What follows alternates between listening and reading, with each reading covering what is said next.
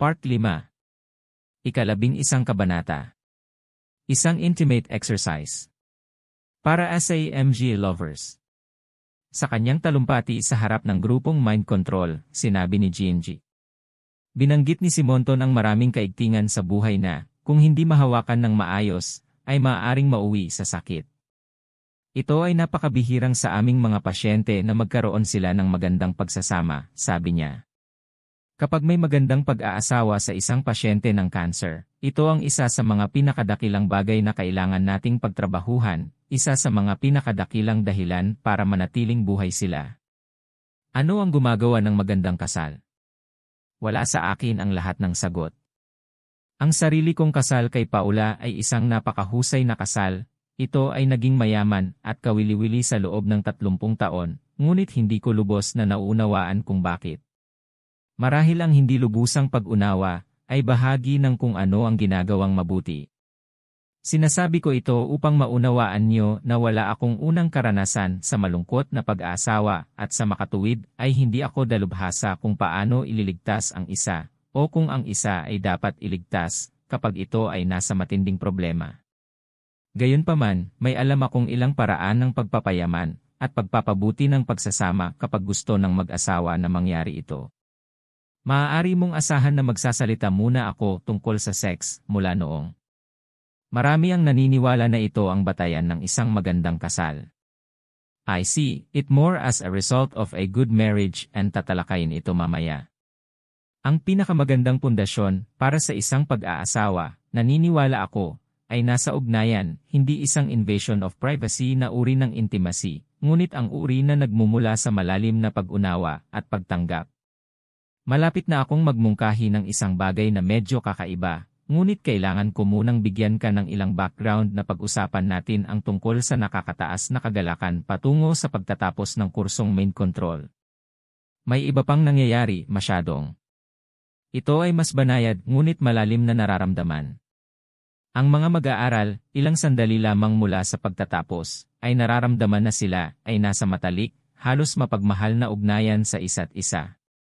Dumating sila bilang mga estranghero na ang mga landas ay maaaring hindi nag-cruise, at malapit na silang umalis upang isabuhay ang kanilang mga individual na kapalaran.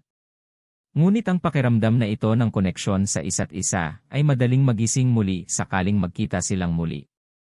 Ito ay malawak na pinaniniwalaan na nagmula sa katotohanan na sila ay dumaan sa isang matinding, minsan sa isang buhay na karanasang magkasama. Madalas itong nararamdaman ng mga sundalo pagkatapos nilang ibahagi ang matinding karanasan sa digmaan.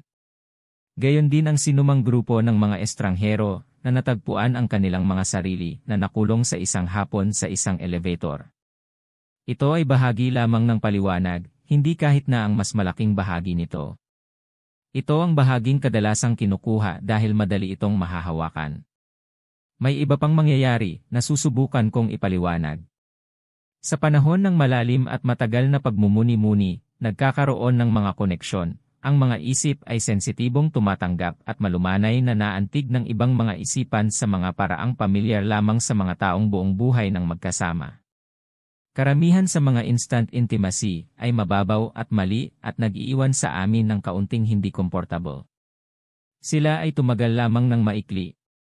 Hindi ang karanasang ito ay nasa isang matibay na antas ng psyche ko. Dahil ito ay isang banayad na pakiramdam sa halip na isang overwhelming one, huwag magtaka kung wala kang narinig tungkol dito mula sa sinumang nagtapos sa Mind Control na maaaring nakilala mo, banggitin mo ito at malamang na ang taong iyon ay mananalo. Naramdaman nating lahat ito. Maganda. Ito ay isang uri ng byproduct ng Mind Control training. Ang kurso ay hindi partikular na idinisenyo upang makamit ito, gayunpaman ito ang kakaibang mungkahi na nabanggit ko, posible na gamitin kung ano ang natutunan ninyong dalawa, bilang mag-asawa, tungkol sa Mind Control upang sadyang lumikha ng isang napakakomportableng intimacy na mga taon lamang. Ng pamumuhay ng sama-sama ay maaaring makamit. Ang resulta ay magiging mas malakas at mas malalim kaysa sa nararanasan ng ating mga estudyante sa mga klase. Narito ang dapat gawin. 1. Pumili ng isang lugar kung saan pareho kayong nakadarama ng pinakamasaya at nakaka-relax. Maaaring ito ay isang lugar kung saan kayo nagbakasyon upang magsama-sama, anumang lugar na may mga magagandang alaala na ibinabahagi mo. Maaari pa nga itong maging isang lugar na hindi pa nyo nakita, magagawa nyo itong magkasama. Gayunpaman, huwag pumili ng isang lugar kung saan isa lang sa inyo ang napuntahan. Mababawasan ito ang simetriya ng karanasan at bawasan ang pakiramdam ng pagbabahagi. 2. Umupo ng komportable, malapit, magkaharap. Magpahinga at hayaang ipikit ang iyong mga mata. 3. Ang isa sa inyo ay magsasabi sa iba ng ganito, magbibilang ako ng dahan-dahan mula 10 hanggang 1, at sa bawat bilang ay madarama mo ang iyong sarili na lumalalim sa isang kaaya-ayang antas ng pagninilay-nilay. 10, siyam, malalim ang nararamdaman, 8, 7, 6, mas malalim at mas malalim, 5, 4, mas malalim, 3, 2, 1. Ikaw ngayon ay nakaka-relax sa isang malalim, kaaya-ayang antas ng pag-iisip. Sa tulong mo, sasamahan kita doon. 4, sasabihin ng isa, mabagal akong magbibilang mula 10 hanggang 1, at sa bawat pagbilang ay lalapit sa malalim na antas ng pag-iisip. 10. Siyam, nararamdaman ang paglalim ng ako, 8, 7. 6, mas malalim at mas malalim na magkasama 5, 4, mas malalim at mas malapit 3, 2, 1. Pareho kaming nakaka-relax sa isang kaaya-ayang antas ng pag-iisip. Sabay-sabay tayong palalimin. 5, sasabihin ng unang tao, sige, sabay-sabay tayong lumubog ng napakalalim. Sama-sama nating maranasan ang ating lugar ng pagpapahinga. Kung mas maranasan natin ito, mas lalalim tayo. Pansinin ang kalangitan. 6, oo, malinaw, may ilang mga ulap na umaanod. Bawat isa sa inyo ay dahan-dahan, kusang ilalarawan ang eksenang nararanasan ninyo ng magkasama, ang temperatura, mga kulay, mga tunog, lahat ng magagandang detalye. 7, kapag pareho kayong nasa malalim na antas, huwag magmadali tungkol dito, at ganap na nararanasan ang iyong lugar ng pagpapahinga, sasabihin ng isa sa isa, gusto kong mapasaya ka ng karamihan sa buhay, at saka lang gusto kong mapasaya ang sarili ko. 8, sasabihin ng isa, at gusto kong gawin ng karamihan masaya ka, at pagkatapos ay mapasaya ko ang sarili ko. 9, payagan ang isang panahon hanggat gusto mo ng tahimik na pakikipag-isa, pagkatapos ay gumising. Para sa ilan, ang panahong ito ng tahimik na pakikipag-isa ay maaaring maranasan ng mas malalim sa pamamagitan ng pagtitig sa mata ng isa't isa. Ito ay ganap na posible para sa may karanasan na meditator na manatili sa alpha o theta na nakabukas ang mga mata. Kung hindi ka komportable dito, huwag pilitin. Ito ay isang mas malakas na karanasan kaysa sa maaari mong isipin mula sa pagbabasa lamang tungkol dito. Sa unang pagkakataon na subukan mo ito ay makumbinsi ka, at sa mga pagkakaiba-iba na maaari mong mabuo, maaari itong maging isang permanenteng bahagi ng iyong buhay na magkasama. Ang ilang mga salita ng pag-iingat, ang kagandahan ng karanasang ito ay ganap na mawawala kung ito ay gagamitin sa maling paraan. Kung ang isa sa dalawang taong kasangkot ay hindi naunawaan ang layunin nito at ganap na sumasang-ayon sa layuning yon, ang resulta. Sense of intimate communion ay maaaring dumating bilang isang hindi ka nais-nais na karanasan. Inirerekomenda ko lang ito para sa isang lalaki at babae na naghahanap ng mas malalim, mas mayaman, mas matibay na pangako sa isa't isa. Ang bawat isa sa atin ay may aura na nakikita ng ilan bilang isang mahinang nakikitang larangan ng enerhiya na nakapalibot sa katawan. Maaari tayong sanayin na makita ang aura na ito. Sa katunayan, bilang isa pang produkto ng pagsasanay sa main control, marami sa aming mga nagtapos ang nag-uulat na nakikita nila ang kanilang sarili at ang mga aura ng iba. Ang bawat isa ay kasing kakaiba ng fingerprint kapag pisikal na. Malapit ang mga tao, nagsasapawan ang kanilang mga field ng enerhiya. Ang kanilang hugis, ang kanilang intensity, ang kanilang kulay, ang kanilang mga vibrations ay nagbabago. Nangyayari ito sa masikip na mga sinihan at boss pati na rin sa mga kama na may dalawa. Ang mas madalas na pakikipag ugnayan ay mas matibay ang pagbabago sa aura. Sa kaso ng mag-asawa ang pagbabagong ito ay isang magandang isa, dahil ang kanilang mga aura ay nagiging mas complementary. Ang matagal na pisikal na paghihiwalay ay mababaligtad ang proseso na, hindi na kailangang sabihin, ay hindi mabuti para sa pagkakatugma ng kasal. Ang pisikal na pagkakalapit ay mahalaga. Inirekomenda ko ang mga double bed. Ngayon para sa sex, ang sex ay hindi isang karanasan. Mayroong isang buong spektrum ng mga posibilidad. Hindi ako nagsasalita ng mga diskarte o posisyon. Ang ibig kong sabihin ay mga karanasan, mga katangian ng karanasan sa iba't ibang lalim at intensidad. Mayroong malawak na hanay ng mga posibilidad tulad ng sa pagitan ng mga sipa at pangmatagalang kagalakan. Napakaraming mag-asawa ang nagbabasa ng How to Do It sex manuals at, na may isang tiyak na pagiging perpekto ng pamamaraan, iniisip na sila ay namumuhay ng isang magandang sex life. Upang pag-isipan ang bawat hakbang, sa bawat hakbang na lohikal na humahantong sa susunod ay pinapanatili kung ano ang maaaring maging isang malalim na karanasan sa mababaw, mulat na antas ng beta. Ang mas mahalaga ay ang pagdaloy ng karanasan, na ang isip ay nakaka-relax sa isang antas ng pagninilay. Ang pagiging sensitibo sa isip ay maaaring magpayaman at mapatunayan ko ang isang kasal. Kahit na walang pagsasanay, ang mahaba at masayang pagsasama ay maaaring magresulta sa isang malalim na pag-unawa sa saikiko sa pagitan ng mga kasosyo. Bakit maghihintay? 12 kabanata. Pwedeng mag-practice ESP. Totoo ba ang ESP? Ngayon halos lahat ng may kaalamang tao ay sumasang-ayon na ito ay napatunayan sa huling decimal point ng probability statistics na ang impormasyon ay makukuha natin sa pamamagitan ng isang bagay maliban sa 5 pandama. Ito ay maaaring impormasyon mula sa nakaraan, sa kasalukuyan, o sa hinaharap. Ang cart ay mula sa malapit o malayong punto. Ang oras o espasyo o ang mga kulungan ng Faraday ay hindi hadlang sa kung anuman ang extrasensory na mga guro sa trabaho sa ESP. Ang ibig sabihin ng ESP ay extrasensory perception, hindi ko gusto ang terminolohiya na ito. Ang ibig sabihin ng extrasensory ay nasa labas, bukod sa, ang ating sensory apparatus. Mukhang itinatanggi nito ang pagkakaroon ng sensory apparatus maliban sa 5 pandama, bagaman malinaw na may isa, dahil nakakadama tayo ng impormasyon nang hindi ginagamit ang mga ito. Wala talagang extrasensory tungkol sa ESP. Ang salitang perception ay ayos para sa uri ng mga eksperimento na isinagawa ni J.B. Rehain sa Duke University, kung saan nahulaan ng mga nadama ang pagliko ng mga espesyal na card ng tumpak upang halos maalis ang pagkakataon. Gayunpaman, sa mind control hindi lang natin nakikita, aktwal nating pinaplano ang ating kamalayan kung nasaan ang nais na impormasyon. Ang perception ay masyadong passive na salita para sa kung ano ang ginagawa natin. Sa makatuwid sa mind control ay binabanggit natin ang effective sensory projection. Ang mga inisyal ay pareho at naaangkop dahil ang ibig naming sabihin ay lahat ng karaniwang nauunawaan ng ESP at higit pa.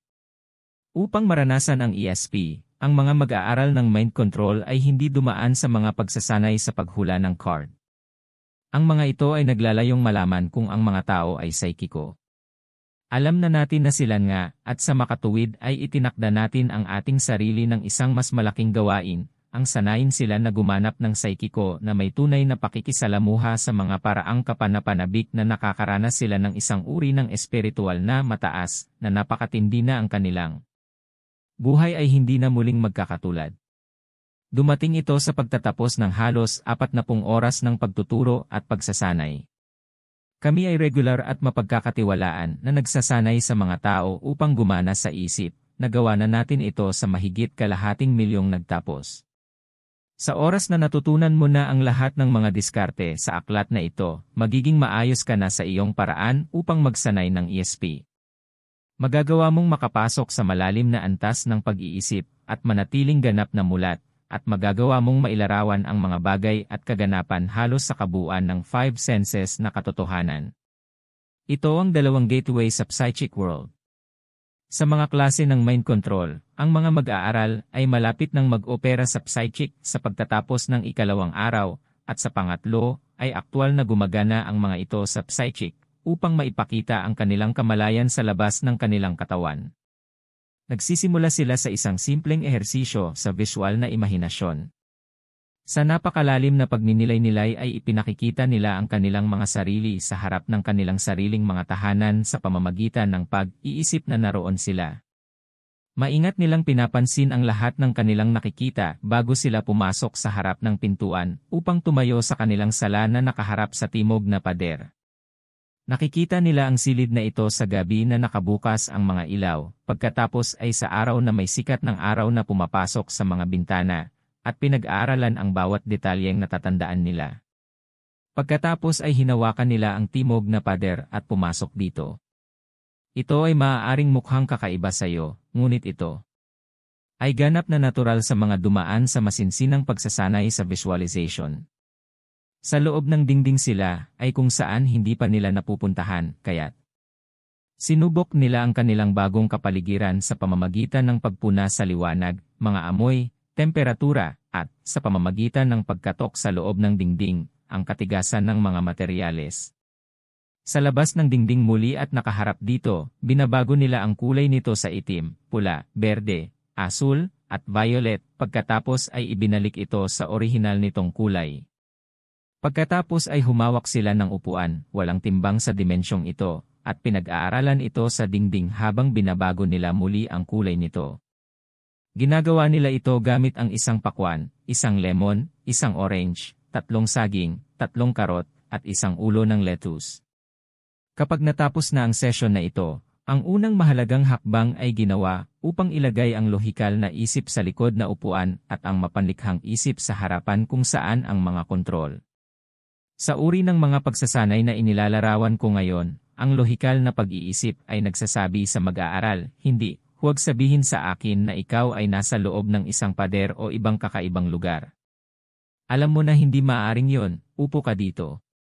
Ngunit ang mapanlikhang isip, na pinalakas na ngayon ng isang serye ng mga pagsasanay sa paggunita, ay nagagawang baliwalain ito. Habang lumalakas ang imahinasyon, lumalakas din ang ating mga psychic powers. Ito ay ang mapanlikha isip na humahawak sa kanila. Sa susunod na sesyon, ang mga estudyante ay nasa isip na ipinoproyekto ang kanilang mga sarili sa mga kubi o silindro ng metal, hindi kinakalawang na asero, tanso, at tingga, kung saan, tulad ng ginawa nila sa gilid ng dingding, sinusuri nila ang liwanag, amoy, kulay, temperatura, at katigasan, lahat sa bilis na sapat upang maiwasan ang lohika.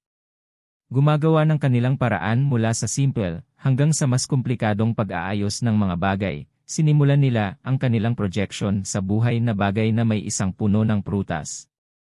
Nagpapakita sila ng isang puno ng prutas sa lahat ng 4 na panahon laban sa isang pagkakasunod-sunod ng mga kulay sa kanilang mga screen ng isip, pagkatapos ay i-project sa mga dahon at prutas. Ngayon para sa isang higanteng hakbang pasulong, projection sa isang alagang hayop. Ang mga estudyante ay naging matagumpay hanggang sa puntong ito na magagawa ko ba talaga ito, ay isang tanong na tumatawid sa napakakaunting isip. May kumpiyansa silang sinusuri ang isang alagang hayop mula sa labas laban sa kanilang mga screen ng isip na may mga pagbabago sa mga kulay. Pagkatapos, tulad ng kumpiyansa, sila ay pumasok sa isip sa bungo at buhay na utak. Pagkatapos ng ilang minuto ng recon na essence sa loob ng ulo ng alagang hayop, muli silang sumulpot upang suriin siya mula sa labas. Sa pagkakataong ito ay nakatuon sa dibdib ngayon sa loob ng dibdib upang suriin ang rib cage, ang gulugod, ang puso, ang baga, ang atay. Pagkatapos ay lumabas muli. Ngayon ay armado ng mga punto ng sanggunian para sa kung ano ang malamang na maging ang pinakanakakahiyang araw ng kanilang buhay, ang ika-4 na araw kung kailan sila makikipagtulungan sa mga tao. Gayunpaman, may paghahandang dapat gawin bago pa man. Sa isang partikular na malalim na antas ng pagmumuni-muni, kung minsan ay mahusay sa teta, ang mga mag-aaral ng mind control, sa kanilang mga imahinasyon na ngayon ay mahusay na sinanay, ay bumuo ng mga laboratorio ng anumang laki, hugis, at kulay kung saan sila komportable. Kabilang dito ang isang desk at upuan na may sariling disenyo, isang orasan, isang kalendaryong naglalaman ng lahat ng petsa, nakaraan, kasalukuyan at hinaharap, at mga filing cabinet. Wala pang hindi karaniwan sa ngayon. Upang maunawaan ang susunod na hakbang, kinakailangang ituro muli kung gaano kalayo ang ating psychic sensing apparatus sa wika at lohika, kung gaano ito kalapit sa mga imahe at simbolo. Itinuturo ko ito dahil ang susunod na hakbang ay upang magbigay ng kasangkapan sa laboratorio ng mga instrumento para sa mga abnormalidad sa pag-aayos ng psikiko na nakita sa mga tao na susuriin. Sa susunod na araw, karamihan sa mga instrumentong ito ay parang wala kang nakita sa alinmang laboratorio. Ang mga ito ay lubos na nakatulong na mga simbolo, mga simbolikong instrumento, kung gugustuhin mo. Isipin ang isang pinong salaan para sa pagsala ng mga dumi mula sa dugo, isang pinong brush upang walisin ang puting pulbos. Calcium na makikita sa psychic sa mga kaso ng arthritis, lotion para sa mabilis na pagpapagaling, paliguan para sa paghugas ng pagkakasala, isang hi-fi set na may espesyal na musika para sa pagpapatahimik sa mga nababagabag. Ang bawat mag-aaral ay bumubuo ng kanyang sariling armamentarium, walang dalawang hanay ng mga kasangkapan ang eksaktong magkatulad. Nagmula sila kung saan posible ang lahat, mula sa malalim na antas ng pag-iisip, at napagtanto ng maraming nagtapos na ang gawaing ginagawa nila sa kanila, ay may mga kahihinatnan sa tinatawag nating layunin na mundo. Habang ginagawa ng estudyante ang mga tuol na ito, maaaring mayroon siyang binhi ng ilang matalinong payo na makakatulong sa mga nakalilitong sandali, isang panloob na mahinahong tinig. Para sa mag-aaral ng mind control, bagaman, ito ay hindi isang maliit na boses, ngunit isang malakas, at hindi isa ngunit dalawa. Sa kanyang laboratorio ay pinukaw niya ang dalawang tagapayo, isang lalaki at isang babae. Sinabihan siya bago niya simulan ang meditative session na ito na gagawin niya at, kung katulad siya ng karamihan sa iba pang mga estudyante, magkakaroon siya ng medyo matatag na ideya kung sino ang gusto niya bilang tagapayo. Bihirang makuha niya ang kanyang hiling, sa karamihan ay hindi siya nabigo. Isang estudyante, na umaasang makilala si Albert Einstein, ay natagpuan sa halip ang isang maliit na lalaki sa pintura ng clown, na may kulay rosas na ping-pong ball para sa isang ilong, at may suot na cap na may pinwheel. Ang maliit na lalaki ay naging isang mapagkakatiwalaang mapagkukunan ng praktikal na payo. Ang isa pang estudyante, si Sam Merrill, na nagsulat ng isang artikulo tungkol sa main control sa New Times, Mayo 2, 1975, ay nagpukaw ng dalawang tunay na tao bilang mga tagapayo, kahit na ang kanilang pag-uugali ay malayo sa kanilang tunay na pagkatao. Sa kanyang laboratorio, ang submarino na Nautilus ay isinulat ni Merrill, isang maliit na lalaki na nakaknicker at isang silk shirt ang lumabas mula sa decompression chamber. Siya ay payat, kalbo at maamo, malado na mga mata na nakalagay sa malalim na saksakan. Ang aking counsel seller ay si William Shakespeare, sabi ko, hi, pero wala sagot. Isang boses na walang katawan ang nagpahayag na kami ay pupunta sa Pampang, at kami ni Will ay tumalon mula sa isang hatchway papunta sa isang desyerto na dalampasigan. Sa dalampasigan, nakilala namin ang aking pangalawang tagapayo, si Sophia Loren. Kababalik niya mula sa paglangoy at ang kanyang cotton shirt ay napakasarap na kumapit sa mga goodies sa ilalim. Hindi niya rin ako pinansin noong una, ngunit tuwang-tuwa siyang makilala si Shakespeare. Ang nagkamayan ang dalawa, nagpalitan ng pakiusap, pagkatapos ay nahulog sa buhangin. Nagsimulang mag-thrash, pumipintig, umungol, humirit. Kinabukasan, ng oras na para sa seryosong negosyo ng mga kaso sa pagtatrabaho, binigyan siya ng orientologist ni M.R. Merrill ng pangalan ng isang 62 taong gulang na babae sa Florida. Ang dalawang tagapayo na mas interesado sa isa't isa kaysa sa babae, ay mapaglarong sinuri siya at umalis upang asikasuhin ang mas mahahalagang bagay. Umalis ba ang mga tagapayo nang hindi nagbibigay ng payo? Hindi nawala ang tiyan ng babae. Sa lugar nito, isinulat ni Merrill, ay isang haba ng pink na neon sa testine na kumikislap ng galit. Nalaman niya mula sa kanyang orientalologist na ang babae ay nasa ospital na may malubhang na mamagang bituka, diverticulitis. Maaaring maging tunay ang mga tagapayo sa mga nagtapos sa mind control. Ano sila? Hindi kami sigurado, marahil ay isang kathang, isip ng isang archetypal na imahinasyon, marahil isang embodiment ng panloob na boses, marahil isang bagay na higit pa. Ang alam natin ay, kapag nakilala natin ang ating mga tagapayo at natutong makipagtulungan sa kanila, ang samahan ay ganap at hindi mabibili ng halaga. Mahigit 4 na siglo bago si Kristo, ang pilosopong Griego na si Socrates ay may tagapayo na, hindi katulad ng ating mga tagapayo sa mind control, ay nilimitahan ang kanyang payo sa mga babala. Ayon kay Plato, sinabi ni Socrates, ako, mula pa sa aking pagkabata, ay dinaluhan ng isang semi-divine na nilalang na ang tinig sa pana, panahon ay humahadlang sa akin mula sa ilang gawain, ngunit hindi kailanman nagtuturo sa akin kung ano ang dapat kong gawin.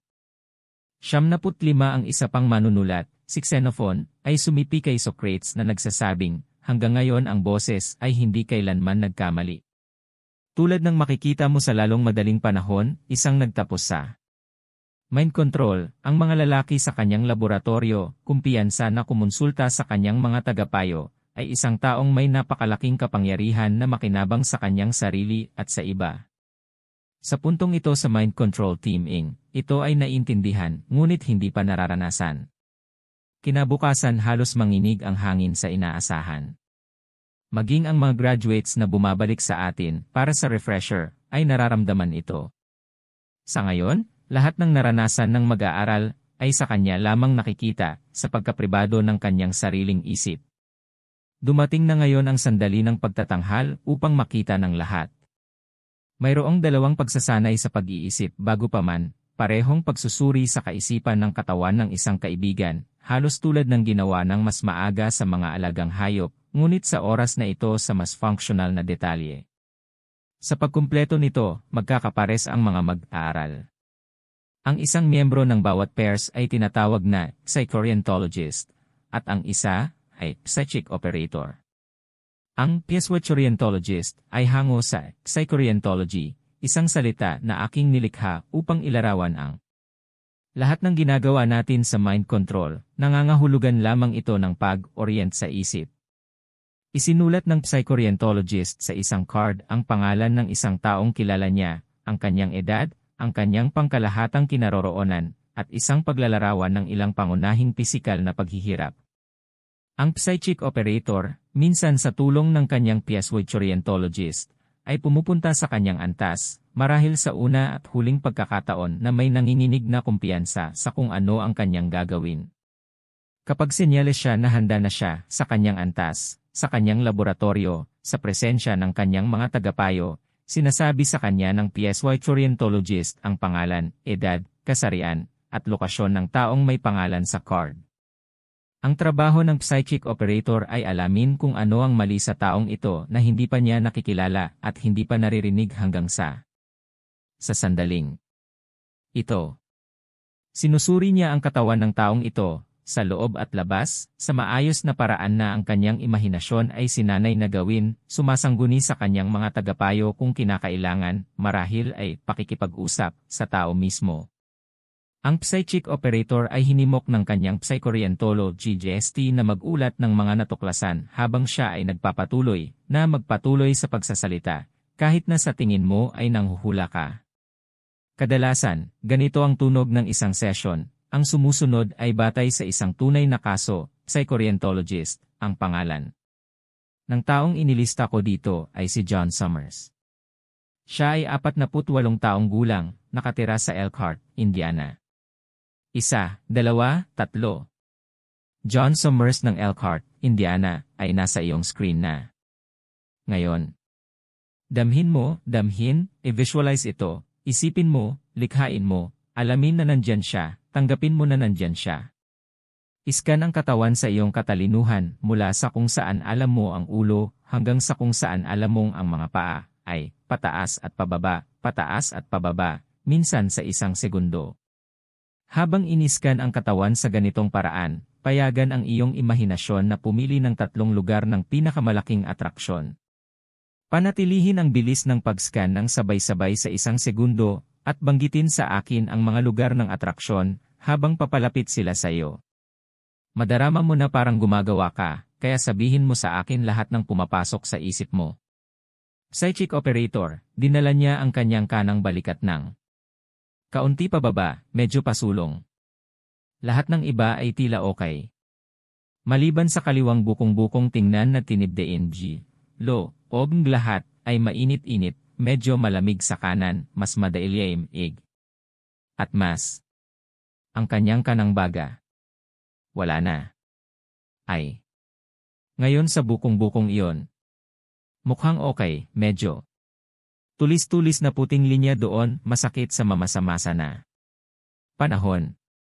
Dapat nasira ito minsan. Afliata yon. Teka, pinapaamo ng aking babaeng tagapayo ang lalaki sa paligid para sa akin, na itinuturo ang isang lugar sa likod ng kanyang mga tainga. Oo, napakalalim ng mga pilat doon.